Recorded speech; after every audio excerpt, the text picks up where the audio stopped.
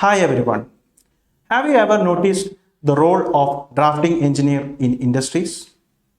Do you know the importance of one of the most powerful software named AutoCAD?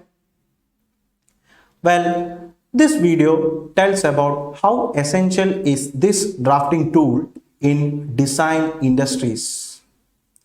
Myself, Srinivasa from CADD-SPACE, Institute of Design and Project Management. In current scenario, we can see a huge impact in the field of product design and development. For an engineering student, the skill of drafting is inevitable. The entry level for an engineering graduate having AutoCAD skill is drafting engineer. In order to grab this opportunity, one should know about the basics of drafting. AutoCAD is one of the powerful software which facilitates 2D drawings across all engineering disciplines.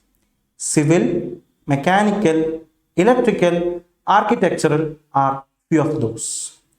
Added to that, it helps the users to produce quality designs in less time with high level of accuracy.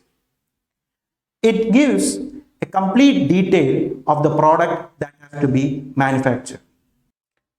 So dear friends, hope you are eagerly waiting to understand this software in depth.